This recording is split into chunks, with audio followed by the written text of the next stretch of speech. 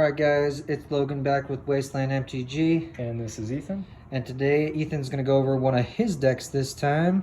Next week I'm going to be going over another one of my decks. We're going to be featuring Harobi. But this week, Ethan, go ahead, take it away. This week we're going to be talking about a budget deck I built for Kraken Tribal. The commander's name is Arixmethes. So long story short, I built the deck for my brother. I was trying to get him into Magic. So I built a Simic color deck based off of this commander right here. Arixmethes is a 4-mana 12/12. He's Simic colors, 2 colorless.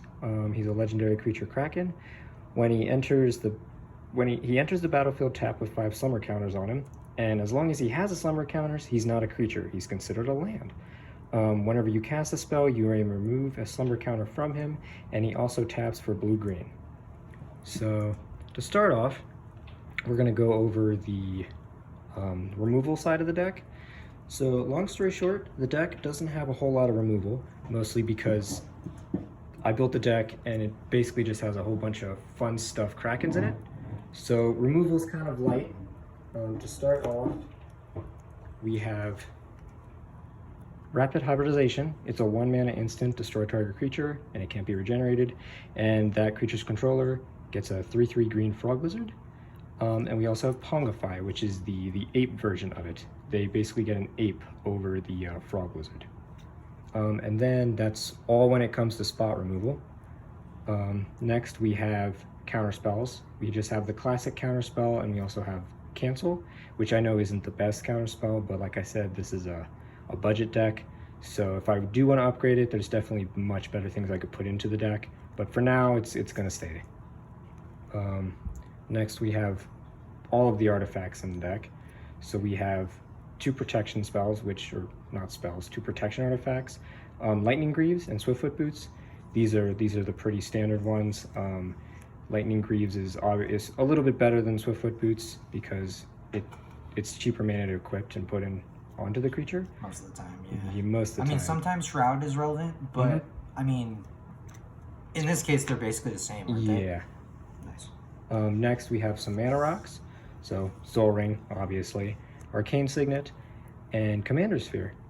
Oh, I forgot to put this in here. Also, another protection is Whisper Silk Cloak, because Whisper Silk Cloak is good in this deck because there's a lot of large Krakens in the deck. So when you swing for a lot of damage, and also because it protects these Krakens, because it's a lot of mana, so you don't want to lose them. And spot removal can be quite an issue in this deck, because if someone kills one of your big Krakens, it can mess up the whole strategy. So Whisper Silk is protection, but it also lets you swing and do a lot of damage. So after the 3 mana rocks, we now go to our ramp, and our last artifact is Traveler's Amulet. It's a 1-mana artifact, and you can pay 1 to sack it, to search for a basic, and put it in your hand. It's like a cheapy expedition map. It isn't the best, but there's not really a whole lot of dual lands in the deck that are worth getting, so basics are your best bet. Then we have Search for Tomorrow. It's a 3-mana spell that lets you go look for a basic land, or you can suspend it for 2 if you don't want to, pay the 3 and you can afford to wait 2 turns. You can then go get a basic then. We then have Farseek. It lets you look for a plains, island, swamp, or mountain, put it on the battlefield tapped. So basically anything but a forest, which in this deck is pretty good because it's much more tipped heavily on the blue side. So you're going to want more islands than you do want forest in the deck. Then we have a Rampant Growth, which I'm pretty sure most people know what Rampant Growth does. It lets you go look for a basic, put it on the battlefield tapped.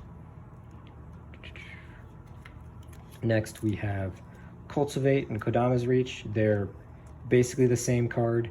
You get to go look for 2 basics, reveal them, put 1 on the battlefield and 1 on your hand tapped, and then you shuffle your library. They're pretty good. They let you get things out quicker, and with Arixmethes, they also count towards his spell limit. So if you're able to play him earlier, if you're able to get him out turn 3 or turn 4, like you're usually able to, then these can also, not only he can pay for them, but they can also remove a counter from him so he can become a creature quicker. Next we have Tempt with Discovery. Now this card is really good in a lot of decks. Underrated. It is a very good absurd. card. It's a 4-mana sorcery. It has Tempting Offer. You can search your library for a land and put it on the battlefield. Then, or I guess at the same time, each opponent may search his or her land for a land card and put it onto the battlefield. For each opponent who searches a library this way, search your library for a land and put it on the battlefield. Then each player who searched a library this way shuffles. So basically, everyone on the table votes if they want to go get a land, right? So you pay 4, you get land. If another person wants a land, okay, you pay 4, now you get 2 lands. And the thing is, this doesn't get basics. Yeah. Now in this deck, you really only get basics, but in any other deck, it's so good. And if everyone on the table goes and gets a land, you get 4 lands for 4 mana.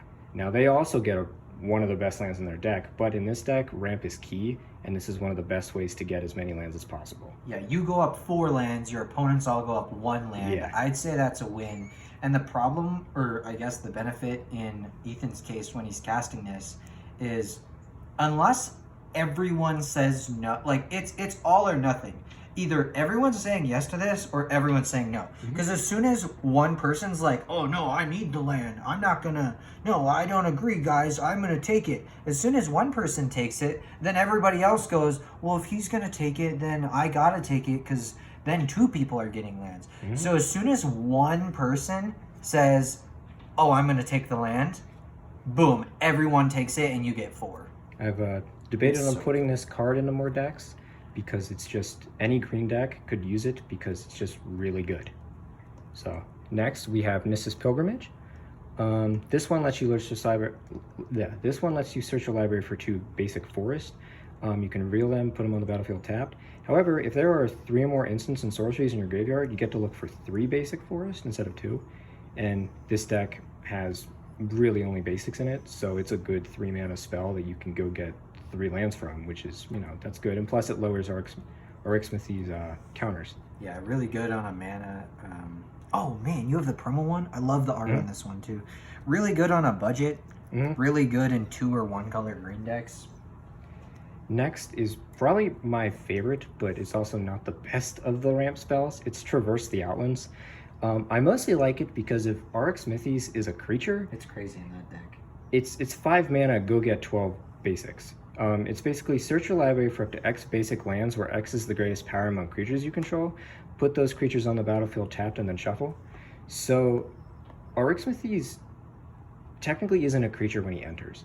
So if you wait to cast this until he's lost all 5 of his counters, then he basically lets you go get 12 lands, which is a good portion of all the lands in the entire deck, which, 1, lowers how many lands you're going to draw each turn, and also just gives you 12 mana.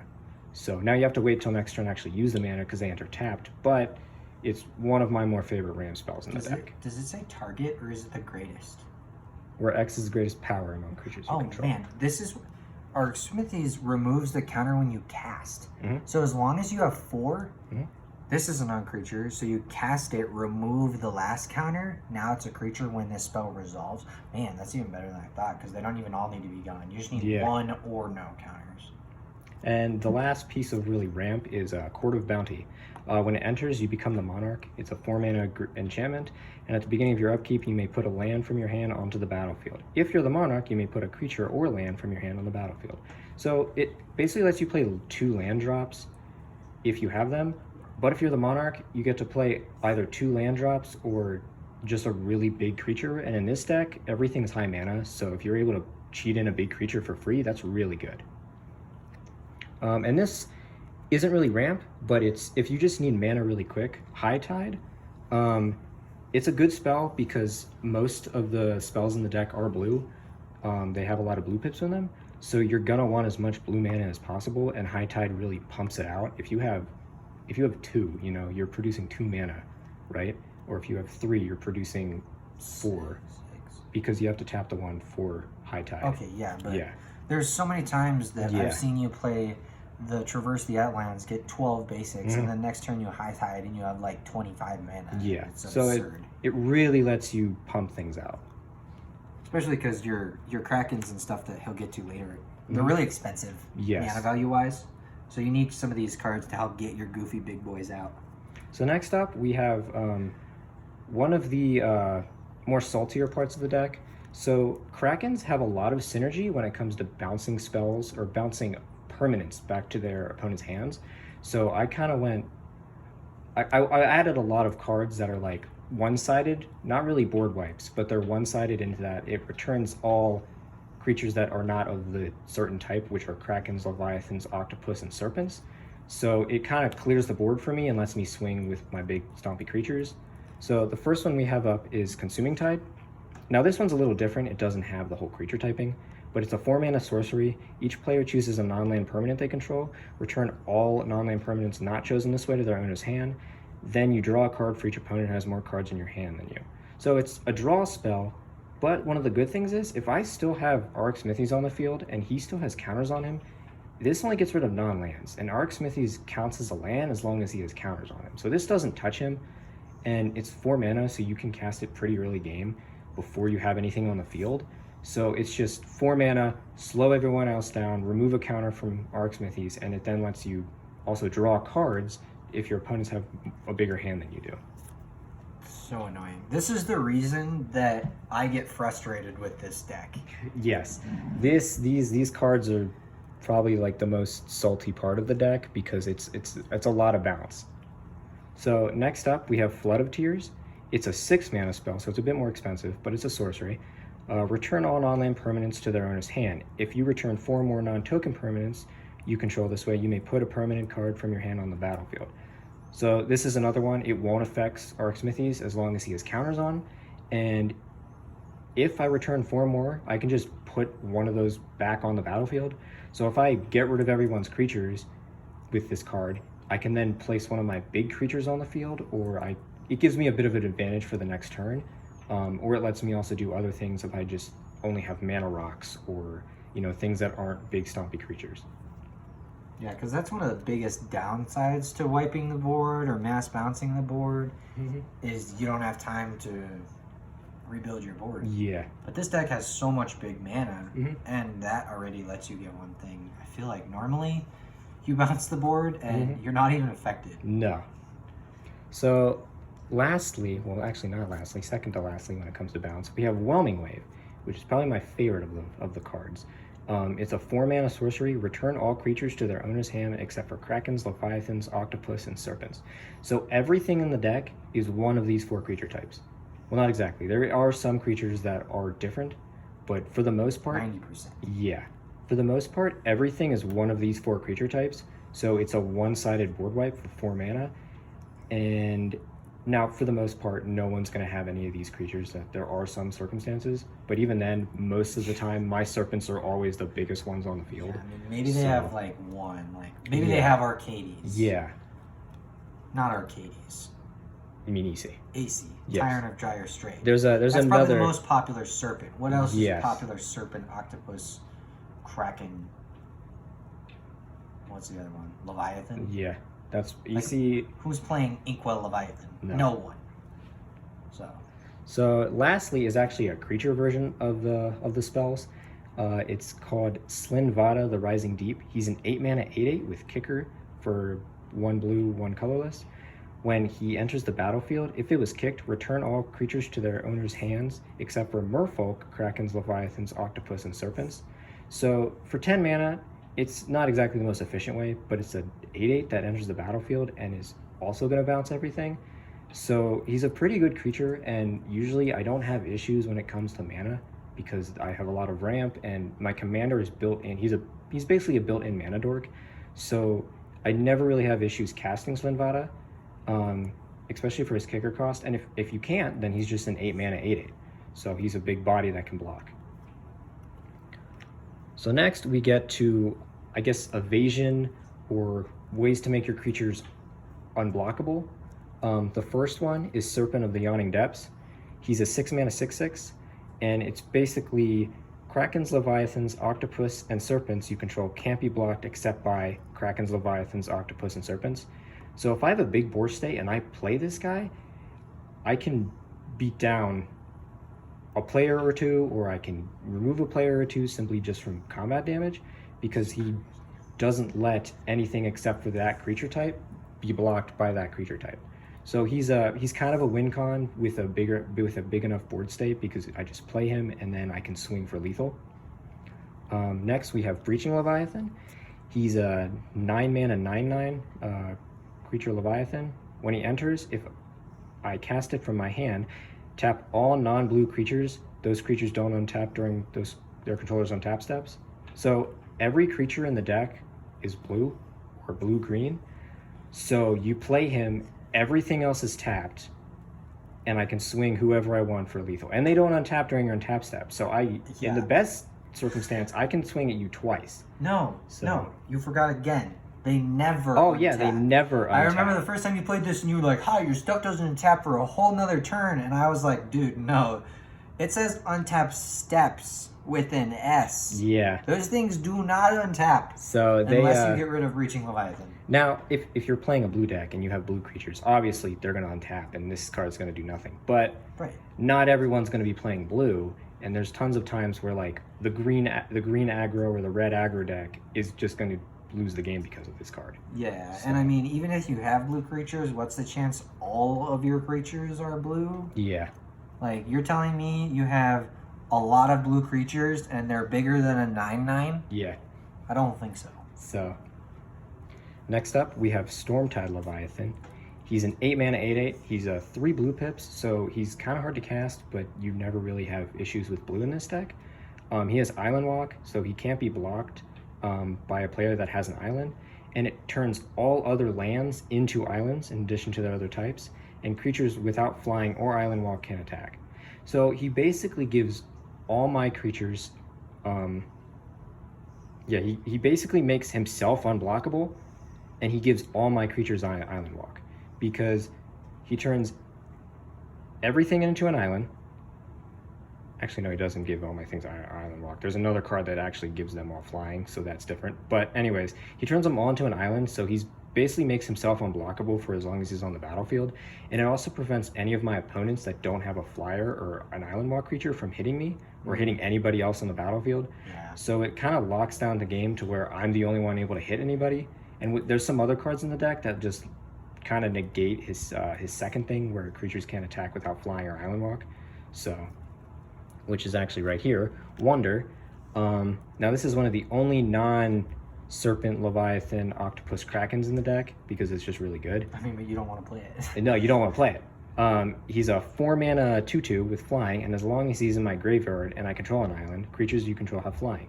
So with Stormtide Leviathan and Wonder on the battlefield, it basically means my stuff can attack and nobody else's stuff can attack. And not only that, they're going to be harder to hit because they all have flying.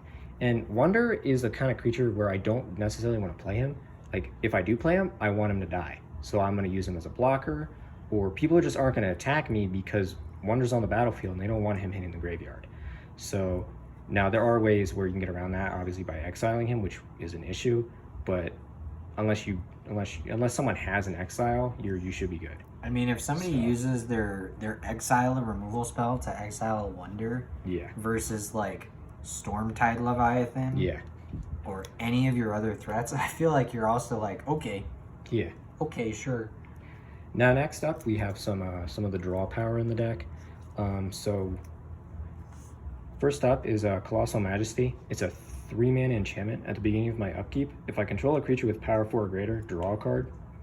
Which, this is easy to kind of get off because most of the creatures in the deck are above a 4/4. Like my commander, he's a 12/12. Wonder wouldn't activate it, but for the most part, I'm gonna be able to draw an extra card during my upkeep. And it's not really a high threat enchantment either, so no one's really gonna remove it. Yeah. Because for the most part, my creatures are more of a threat. So you'd probably remove the creatures over the actual enchantment, which I don't mind because I can play more creatures. So this usually stays on the battlefield and it doesn't get touched unless it gets caught up in like a board wipe that removes everything. Yeah, but it's an enchantment, it's not an artifact, so it's slightly more resilient. Yeah. I mean, there's times, when there's a ton of enchantment removal going around, but it's much rarer. Next up is Garruk's Uprising. It's a 3-mana enchantment. When it enters, if I control a creature with power 4 or greater, draw. It gives all my creatures trample, and whenever a creature with power 4 or greater enters the battlefield under your control, draw. So it's a slightly better Colossal Majesty. Well, I wouldn't say slightly. It's actually pretty good compared to Colossal Majesty, because when it enters, I draw a card. It gives everything trample, and whenever I play a creature that's big, it lets me draw a card. So I can draw more cards with Colossal Majesty, and it allows me to do a lot more damage. Because the thing with this deck is that all my creatures are really big, but they don't have trample. So it's kind of a way to not really give them evasion, but to let them punch in some damage. Still get through. So, not get chump blocked. Yeah. Next up is Nadir Kraken. He's a 3-mana 2/3. Whenever you draw a card, you may pay 1 colorless or 1 of any color. If you do, put a +1 on him and create a 1/1 blue tentacle creature token. So this is just... The thing with the deck is that it gets really tall, so you have a lot of big creatures, but you don't have a lot of them. You don't have as many as like some other decks would have. So this just kind of is able to let him get bigger and also create enough chump blockers to where, like, if you swing at someone, full swing just to kill them, you have something to kind of defend and to keep you from dying on the crackback. So Nadir Kraken, he's just a good card that progressively gets bigger over time.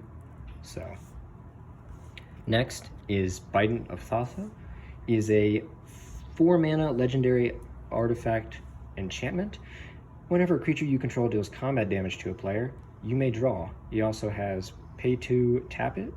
Creatures your opponents control attack this turn if able. So this basically just kind of means every time I'm able to do damage to somebody, I just draw a card.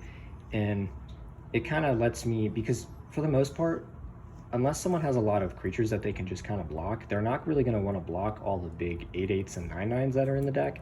So it kind of lets you get more out than just doing damage, and drawing cards is powerful. So, and One plus, of the best things you can do. yeah. And its second ability, it just kind of lets you have a clearer board, because if you force everyone else to attack, then their creatures are going to be tapped. And for the most part, unless you're facing off against an Eldrazi player or like someone playing Animar, they're probably not gonna swing at you unless they have some sort of way to give their creatures like evasion or to straight out kill your creatures. So it also kind of frees up the board for you to kind of swing wherever you want to draw cards. I'm gonna make a quick note. If you notice that all 3 of the first deck techs we've made mention Eldrazi, we play Eldrazi. Yeah. That's why. If you never see Eldrazi, sorry, any big creature can fill that spot. But Yeah. I have an Animar deck that plays Eldrazi.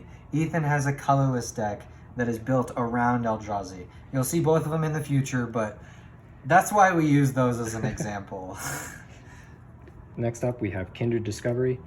It's a 5-mana enchantment. As it enters, choose a creature type. Whenever a creature you control of the chosen type enters the battlefield or attacks, you may draw, or you draw, so there's no may in that one, so you have to. Kindred Discovery is a good card. However, in this sort of situations, it's not the best, because you could balance the deck to where you mostly run krakens or serpents or leviathans or octopus to kind of get the full benefits for it. I mostly use krakens because I have slightly more krakens in the deck than I do have anything else. So it's a good way to draw cards, because when a creature enters, when that creature type enters, you draw, or when it attacks, you draw. So it lets you draw a lot more cards. However, it's not entirely the best, simply because it's not a unified creature type. There's 4 different creature types in the deck. So Which one is it? Kindred Discovery. Yeah, I mean, it's still so worth it. Drawing cards are so powerful. Yeah. Do you tend to have a creature type you always choose for? I always choose krakens because There's the most krakens? there's the most. Arixmethes is a kraken.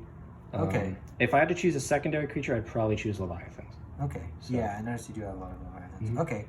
Okay, well, good to know. So next we have, I'm assuming this is Tromokratis. He's a 7-mana 8/8. He has hexproof as long as it's attacking or blocking, and he can't be blocked unless all creatures defending player controls block it. So he basically is a way to soak up all the blockers. So you have 2 options. You either attack, when I attack you, you either block only him, so you'll take 8, or you'll take all of the other damage. So You won't take 8. You'll take all the other damage. Or you'll take 8. yeah. Yeah. So he's a really good creature, because if I have a bunch of creatures on the board and you like need to block, then you're gonna have to either really make a decision depending on how much damage you want to take, which I mean is kind of obvious. He's not indestructible, so he can be killed with enough blockers, but either way you're gonna take a decent bit of damage depending on what you choose. Yeah, I mean, if you're swinging with a lot of stuff, they're always taking something. Yeah. Yeah. Next we have is Hallbreaker Horror. He's a 7-mana 7/8. He has Flash. He's a Kraken Horror too.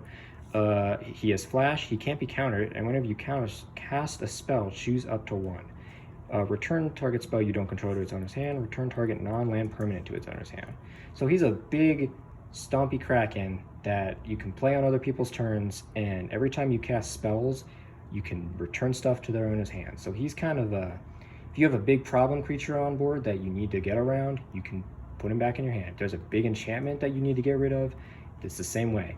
It's a good creature. It's more of a utility kind of card because he has Flash, he can't be countered, and whenever you cast another spell, you can just return something to the owner's hand. You know, he's become a combo piece in CDH and Kennen. Yeah. He's He's really good. He's probably the most like competitive level card in the deck. Yes. You pulled him, right? I did pull him. Yep, I pulled him from the... Because he is a little bit expensive. He's a couple bucks. He's not expensive, but he's a couple bucks. Yeah. But I mean, you pulled him, so it goes right in. What did you build this deck originally? $100? It was $100 when I first built it. Yep. Okay. So Not bad. next up we have is Shipbreaker Kraken. He's a 6-mana 6/6. He has Monstrosity 4 for 8 mana. When he... And Monstrosity, it's in the flavor text here, or the info text or whatever. If this creature isn't monstrous, put 4+1/+1 counters and it becomes monstrous. When he becomes monstrous, tap up to 4 target creatures. These creatures don't untap during their controller's untap steps for as long as you control them. So he's basically like where's the other guy? Oh, the big Leviathan, Breaching Yeah, Leviathan? he's basically Breaching Leviathan, but he's a bit more mana to cast, because to activate his ability, he's 4 to get him on the field, and then another 8. So it's a lot of mana to actually... Well, he's actually 6. He's not 4, but... You know, it's a lot of mana to activate it, but he also gets bigger, so he becomes a 10/10. So he's kind of worth the cost, and plus it's another big Kraken, and it kind of lets you control the board and decide like what creatures you don't want like to be a problem. Like if someone has a Blightsteel, or if someone has like a big dinosaur, then you can tap them and keep them from, you know, hurting you. So Our examples are so biased. yeah, they are. I'm like trying to think of something that's not Big Eldrazi. dinosaur. Maybe someone has a Geshath deck that we know. So next up we have is Chasm Skulker. He's a 3-mana 1/1. Whenever you draw, put a +1 counter on him. When he dies, create X 1/1 blue squid creature tokens with Island Walk, where X is the number of +1s on him. So Chasm Skulker, he's a good card because he lets... Well, every time you draw, he gets bigger. So he becomes more of a threat the longer the game goes. But when he dies, so if you kill him, he also still is a threat because he makes a lot of 1/1s that can't be blocked with Island Walk. And if you have like Stormtide Leviathan on the field, then it just means that those 1/1s can't be blocked. And if there's like 10 or even like 5 or 6 of these things, they can really put out some damage pretty quickly. Wait, don't the tokens already have Island Walk? They do have Island Walk, but Stormtide gives everything an island. So they just become... it makes them for sure unblocked. Yes. Man, I didn't even notice that. Yeah. I mean, a lot of people play blue, but that's like definitely got you. Mm-hmm. So... Yeah, Chasm Skulker is really scary because like you look at it and you're like, it's okay. I'll take care of it later. No, you won't. You take care of it now, or you are going to deal with why you didn't take care of it now. Yeah. Next up, we have actually one of my favorite Krakens. It's a Spawning Kraken. He's a 6-mana 6/6. Whenever a Kraken, Leviathan, Octopus, or Serpent you control deals damage to a player, create a 9/9 blue Kraken creature token. So, if you have a bunch of other creatures already on the field and they swing the turn you play this guy, and they are able to do damage, they create more. And this will like avalanche to where every single turn you play more Krakens, or you swing with more Krakens or the other creature types, then you just make more Krakens. And they trigger off of each other. So they are Krakens, so next turn they attack, then they'll make more Krakens. So if you don't deal with this guy, or if you have a way to like get rid of him, you should.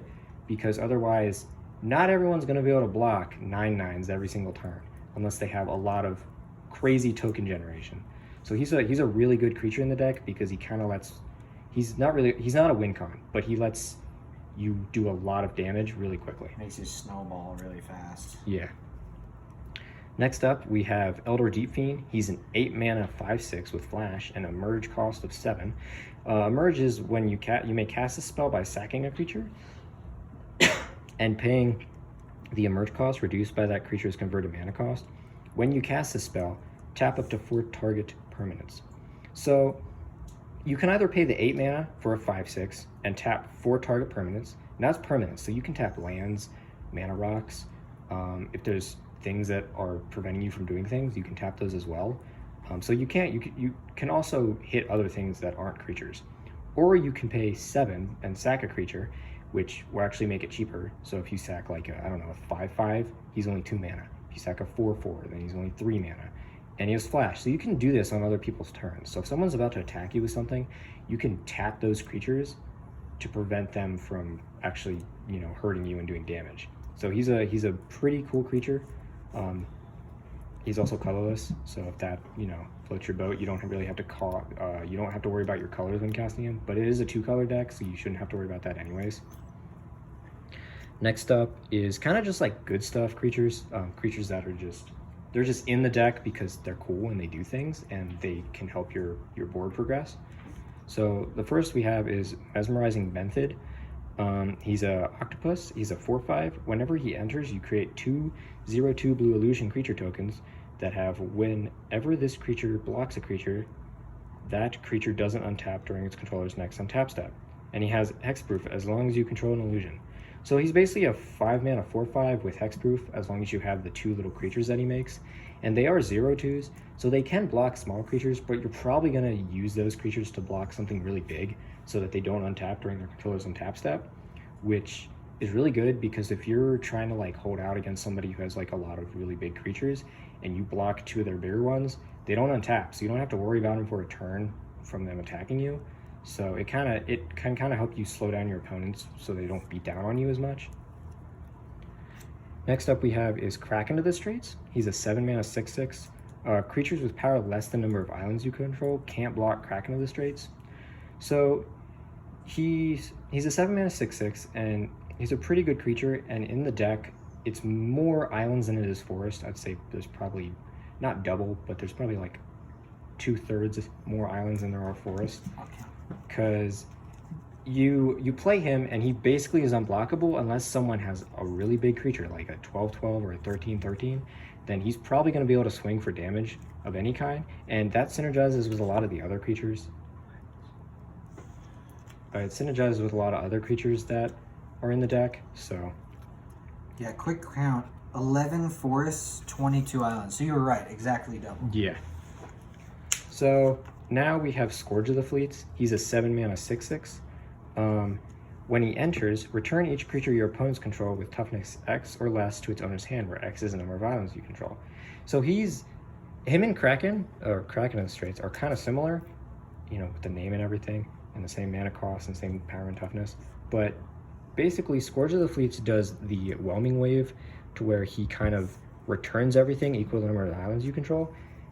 And for the most part, like you said, there's 22 islands in the deck, so you're gonna be able to play him. He's 7, so you're probably gonna have 4, 5, 6 islands on the field when you play him, but you probably want to wait till later in the game because then he'll just return everything that's less than the number of islands you control.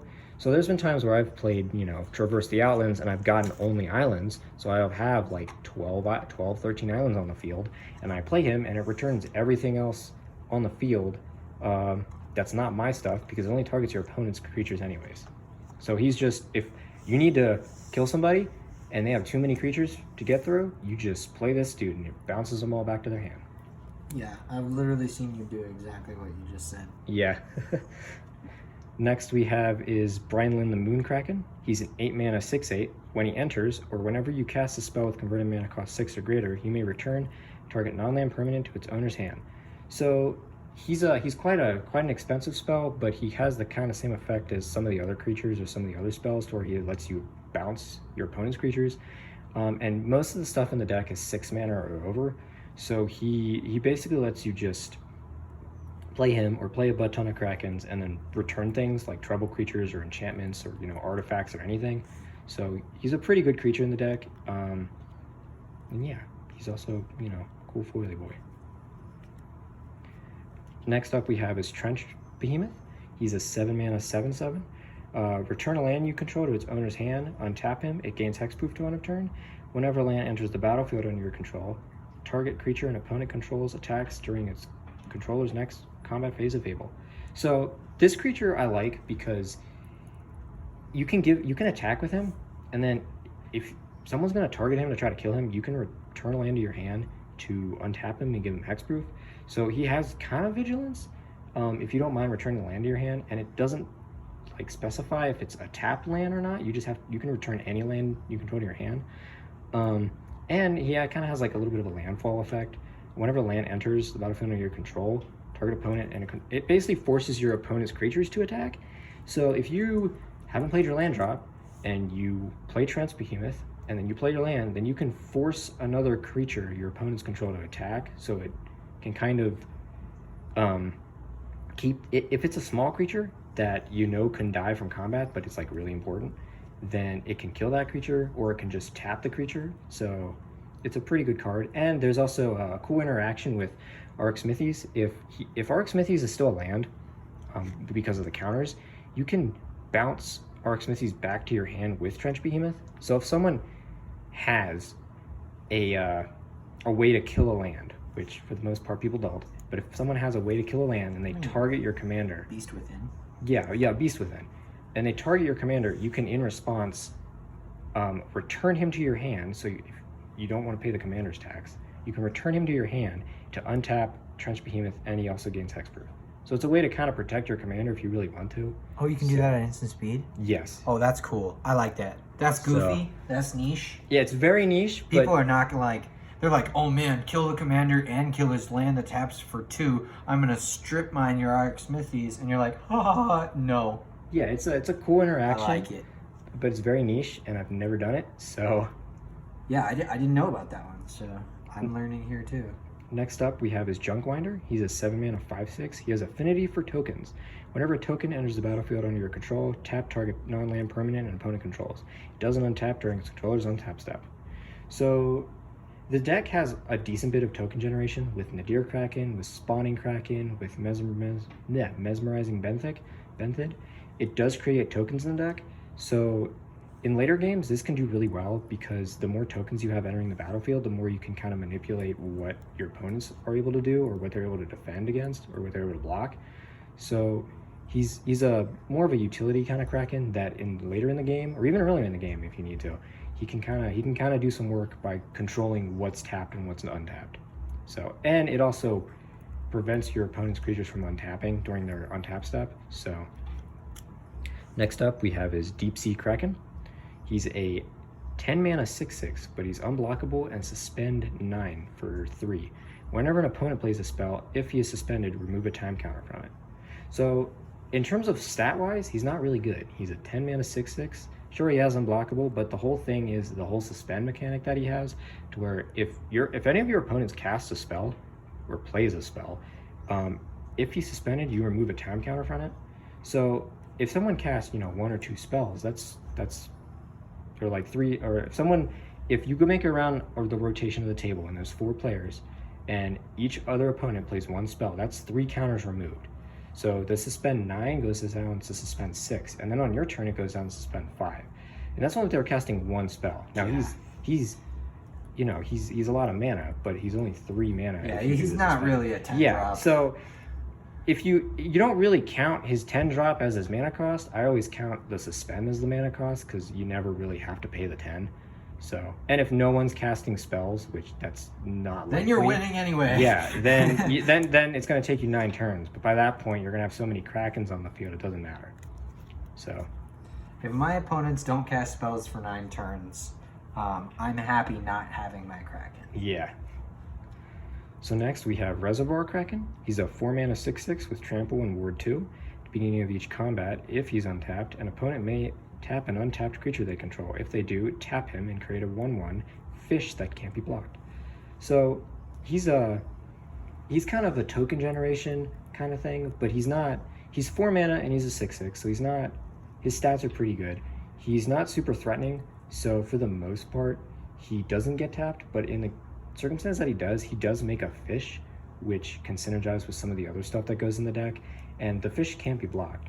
So if this happens enough, you can end up with like 3 or 4 fishes, which, you know, doesn't do a whole lot of damage, but you know, it's an unblockable fish. You can't touch a fish. You get to make the fish tokens. Yeah, and the fish tokens are actually. If you haven't seen the fish tokens, yeah, they are very. They're awesome. You want to grab the fish tokens? Yeah, I think I have them. Yeah, the fish tokens are for new Capenna. They're pretty sweet. They're cute. So if you get to make fish tokens, fish. Do in the bubble. you get to play with fish tokens. Yeah. So win-win. And you know, these aren't scary. So it's a goofy budget deck. with some fish. We're playing for fun. Make some fishies. So next up we have is Inkwell Leviathan. He's a 9 mana 7/11. He's an artifact creature Leviathan with Island Walk and Trample, and he also has Shroud. He's to be honest, he's one of my more favorite Krakens simply because he just looks cool, and I also like the art. The Inkwell. Yep. And like, dude, He's Inkwell's actually famous. pretty good. Yeah, Like, he's a good Kraken or Leviathan. I mean, originally, did you know Inkwell was a mythic? I did not. He was a mythic, and everybody was like, "This is a mythic. This is ridiculous." So like, I don't know. Inkwell's just like, it's iconic. It's really cool. So he's a good creature because he has Island Walk, so you know certain people can't block him, and even if they can, he has Trample, so he can do a bit of damage. And he's a decently big creature. He's a 7/11, so he can block some pretty big creatures, and he also has Shroud, so you know your opponents can't target him. I mean, you can't either, but you don't really need to. I mean, what are you using targeting in this deck? There's Lightning not Greaves or your equipment? Probably putting it on something else. There's not a lot of equipment or like ways to target my own creatures in this deck, so you're probably not going to really need to worry about that. And Inkwell's just a good creature, you know. Next up is Storm Surge Kraken. He's a 5 mana 5/5. He has Hexproof and he has Lieutenant. As long as you control your commander, he gets +2/+2, and as whenever he becomes blocked, you may draw 2. So he's another good draw engine if he's blocked. He basically becomes with Arixmethes on the field. Even when he's a land, even with Arixmethes as a land, this still works. He's a 7/7 with Hexproof, so your opponents can't target him. And whenever he becomes blocked, you may draw 2. So if someone doesn't want to take the damage and they block with chump blockers, you get to draw 2 cards, which is really good because if you have some of the other things in the deck, like Kindred Discovery or some of the other cards, it lets you draw a lot. And he's kind of a good draw engine, but for the most part, people see the you may draw 2, and they don't ever block him. So he's also just good for just doing damage. So all adds up. So I think this is the smallest Kraken we have in the deck. He's a 1 mana 0/4. He's just a vanilla creature. He turn 1, you play him, and boom, you got a 0/4 Kraken. Don't you have Nadir Kraken too? Is that smaller? Yeah, he's a 2/3. He's a 2/3. Okay, so total power toughness, they're the same. Mm-hmm. So, next up we have Reform, which is actually, I like the creature a lot. He kind of reminds me of a very budget Wormcoil engine, but you know he's not as good. He's a 4 mana 0/1. When he dies, he creates a 3/3. He creates a 3/3 fish. That when that creature dies, he creates a 6/6 whale. When that creature dies, he creates a 9/9 Kraken. So if you board wipe one time, he becomes a 3/3. If you board wipe again, he becomes a 6/6. If you board wipe again, he becomes a 9/9. The only way to get rid of this is to exile him, which I don't think you're really going to want to do because he's a 0/1.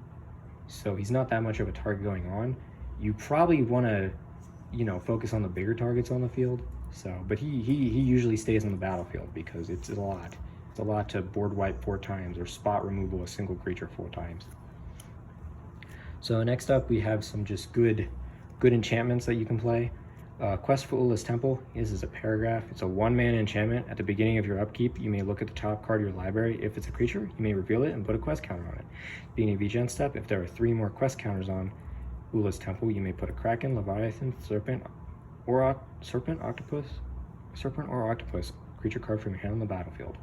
So it's an easy enchantment that you can play turn 1, and over the course of a game, there's the whole deck, like probably like a third of the deck, is these creature types. So you reveal it, and then you put a quest counter on it. And if you get to 3, then you can just play creatures for free at the end of your turn, which is really good because that gets around the whole mana cost thing. And for the most part, there's no cast triggers on any of the leviathans, so you just play them for dirt cheap and for free. So it's a good way to get some creatures out on the field at the end of your turn. So, and if someone board wipes, you can recover, because this just lets you play more creatures than you would usually be able to. So it's a pretty good card. Yeah, even like Breaching Leviathan, it's not a cast, it's an enter the battlefield. So man, yeah, that works really good. So next up is Kiora Best the Sea God. It's a 7-mana saga enchantment. As it enters and after your draw, you add a lore counter to it, sack it after 3. During its first chapter, you create an 8/8 with hexproof. Its second chapter, tap all non-land permanents target opponent controls. They don't untap during their controller's next untap step. Its third chapter is gain control of target permanent and opponent controls, untap it. So it's 7 mana. You create an 8/8 with hexproof, which isn't bad, but it also isn't great. Next is second chapter. You basically tap an entire opponent's board, and they don't untap during their turn. So they can untap their lands, but they can't untap mana rocks or creatures or anything of that. And then its final step, you get to just take a permanent, and that's anything on the battlefield. Anything that you can target, you can take. If someone has a crazy good land like a Gaia's Cradle, you take it. Crazy good creature, you take it. If they have anything that you want, you just take it and you untap it, so you can still use it on your turn as well. So it's a pricey saga, but when you're casting big krakens like this, it's kind of just another thing to throw on. So Bro, that's like the dream scenario. yeah, I take your Gaia's Cradle, I untap your Gaia's Cradle, I tap my Gaia's Cradle. Next up we have is Ominous Seas. It's a 2-mana enchantment. Whenever you draw, put a foreshadow counter on it, remove 8 foreshadow counters on it, create an 8/8. So this is a good card because there are some decent ways to draw in the deck, and you can remove them to create an 8/8 kraken, which also synergizes with the deck. And it doesn't go away. You just remove them to create a kraken. So you can remove 8 and then draw again, and then you can keep doing this for as long as this stays on the battlefield. So it's a pretty good card, and if you don't really want to cast it, you can also cycle it too if you need to draw a card and see if it works. So next up we have Planeswalkers. We have 4 of them in the deck, 3 of which are all Kiora. So the first one up is Kiora Behemoth Beckoner. She is a 3-mana Planeswalker. 3-mana Planeswalker, and she has 7 loyalty counters. Whenever a creature with power 4 or greater enters the battlefield under your control, you draw, which is basically like Garruk's Uprising, but she also has -1, untap target permanent. So with Arixmethes, actually, she lets you tap him, and then untap him, and then tap him again. So it's a way to get extra mana, and plus she's also a good draw engine if you're playing a lot of creatures. So she kind of helps bring out more creatures a couple turns earlier with the whole untapping ability and the whole draw ability. So she's a really good Planeswalker. Now she doesn't have a +1, but she starts out at 7. So for the most part, she probably stays a couple turns. So I mean, it's hard to attack you too because your creatures are so big. Next up we have is Kiora the Crashing Wave, who is a 4-mana Planeswalker with 2 loyalty counters. Until your next, her +1 is until your next turn, prevent all damage that would be dealt to and dealt by target permanent and opponent controls. Her -1 is draw a card. You may play an additional land this turn. Her -5 is you get an emblem at the beginning of your end step. Put a 9/9 blue kraken creature token onto the battlefield. So basically, her +1 kind of gives semi-indestructible, I guess. Like targeted removal still removes the creature. However, combat damage, any damage of any sort will not destroy the permanent or the creature. So she can also use it to kind of like protect herself, because if you target herself on it, she just can't take damage. So her -1 ability is to draw a card, and it also lets you play an additional land. So she's kind of helping you ramp out a little quicker, and also gives you a little bit more draw power in the deck. So she's a pretty good Planeswalker that's able to do that. And her -5 is like the real thing, but it's very hard to activate because you have to do, 3 turns to get it. But basically, you create a 9/9 at the beginning of your end step. So every time you go to end your turn, you create a 9/9, which is a big deal because there's no downside to it. You don't pay for it. You don't have to. There's no cumulative upkeep. You don't take damage or anything. You just create a 9/9, which is really good because it synergizes with the deck and it creates tokens which allow you to do other things in the deck. So it's just a really good ability. Next up, we have the last Kiara, Master of the Depths. She's a 4-mana planeswalker with 4 loyalty counters. She has +1, untap up to 1 target creature and up to 1 target land. Her -2, reveal the top 4 cards of your library. You may put a creature card and or land card from among them into your hand, put the rest into your graveyard. And her -8, you get an emblem with, whenever this creature enters the battlefield under your control, whenever a creature enters the battlefield under your control, you may have it fight target creature. Then put 3 8/8 octopus creature tokens onto the battlefield. So she's really good because her +1 ability lets you do the whole thing again with Arixmethes, and this time it doesn't matter if he's a land or a creature. It also lets you untap one of your other creatures if you need to. So it's kind of a way to also get more mana out and also just give a creature kind of like vigilance. Her -2 ability, reveal the top 4 cards of your library. She kind of lets you like look at the top of your deck and pick and choose. So if you're like low on land drops or you need creatures, she lets you look for those in the top 4. I mean, the rest go in your graveyard, and there isn't any graveyard reanimation. But if you're really in a desperate situation and you have to, it's a viable like ability that you can use. And her -8 is obviously really good. The fact that every time you play a creature, it fights something, and then you create 3 8/8s is pretty absurd. But the chance of you getting that without dying or having her die is really low because everyone sees that -8 and they're like, wow, yeah, that can't go off, or the whole table is going to die because there's just going to be too many tokens. So it's a really good card. It has a lot of upside, but the fact with the -8 ability, it does die relatively quickly. So the last one we have is Tamiyo, Completed Sage. Completed? Yeah, I think. She's 5 mana and has 5 loyalty counters. She also has the completed ability, so you can pay life. You can pay life, or you can pay, Simic. And if you do pay life, she enters with 2 few loyalty counters. So you can pay 1, or you can +1. Tap up to 1 target artifact or creature. It doesn't untap during its controller's untap step. Her -X, exile target non-land permanent card with mana value X from your graveyard. Create a token that's a copy of that card.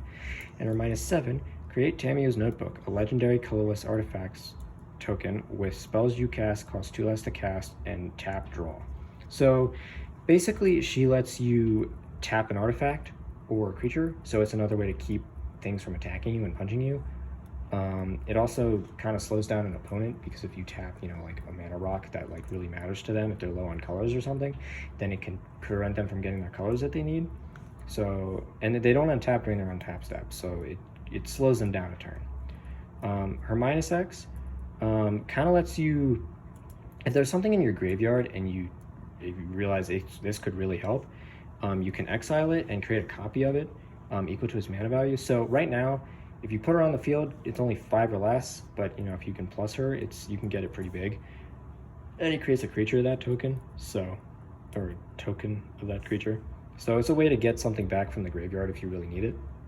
And her -7 creates a colorless artifact token, which basically really helps because it reduces the spell, like the mana cost for you, and it also lets you tap to draw a card, which is pretty good if you're low on cards in hand. However, it is just a regular artifact, so it can die. So if someone doesn't like it and they're like, man, this thing's really doing a lot of work, then you paid 5 mana and you did a whole bunch of turns and you lost the planeswalker, and now they just got rid of it with like a simple like Nature's Claim or something. So it's a good card. Her +1 ability is really good. However, it's a lot to get to her -7 ability, and it's not super worth it if someone's going to target it and remove it really quickly, but it's still a pretty good card to play. Next up, we have lands, and this is going to be a quicker section because it's like mostly basics. So we have Command Tower, obviously. It's just a really good card. Auto-including commander. Yep. Would have thought. We have Lair of the Hydra. Now this one, it enters tapped if there are 2 more lands, so if you can get out early game, it's pretty good. It taps for only green. And you can pay X and green, and it becomes an XX green Hydra creature. It's still a land, and X can't be 0. So with High Tide, if you've had this on the field and you High Tide and you tap all your mana except for this thing, you can make this thing really big. Or if you're desperate and someone's about to swing at you for lethal and you just need a simple blocker, you can pay 2 and make this a 1/1. And I mean, you're gonna lose the land, but it also gives you another turn to kind of figure out what you need to do to try to win. So it's a decent land, and it has a lot of potential in the deck because there's so much mana. So if I really need to, I can pump this up really big. So the only downside is that it does enter tapped if it's later on in the game. So now next up, we have a whole bunch of tap lands. Like I said, this deck was built for $100. So I spent probably the most money on all the creatures and the planeswalkers. Everything else, you have all the tap lands. So we have Simic Guildgate, Woodland Stream, Thornwood Falls, Lumbering Falls, Temple of Mystery, and these are all of the Simic dual lands that I have in the deck. And now some of them, they do different things. Like this one becomes a creature, this one scries, this one gains life, this one's just as this, and same with that one. So, and then we have all of our lands. And me and my brother, actually, when I was showing him the deck and I was helping him build it, we actually went through a local card shop of ours, and I let him pick out all of his favorite arts that he likes. And, some of them are pretty cool. There are some newer cards in here, I think. Yeah, he really liked the new Capenna lands, so I did loan him some of the islands that I pulled from a pre-release. So he has some of those. He has these new Capenna, and then he also has the Innistrad lands as well. I gave him some of those. So yeah, that's Kraken's. It's Arixmethes. I like the deck. It's fun to play. Its a big issue though is that it's still a budget deck, so it's not super powerful, and I don't think I'll really put upgrades into it because it's a deck meant for my little brother. So I mean, I think it's fine how it is. It does really good. It's when it's played and I have enough time to set up a board state, it really goes off. It's good in your casual generic table. So quick little note for you guys. We have just started using Moxfield. We had been using Tapped Out for a while and finally listened to the Nitpick Nerds and went on Moxfield, and they're right. It's great. So if you're still watching, still hanging around, we are going to start putting links in the description for the deck lists as we do these. So if you want to see the whole deck on Moxfield and be able to look at everything yourself, click that link in the description. If you have an Arixmethes deck and you have some cool interactions like Ethan was explaining, go ahead and leave a comment and tell us what your goofy little interactions in your decks are. Otherwise, like, subscribe, do the whole YouTube thing, and we'll see you next week for another Dech-Tech. Thanks for coming around.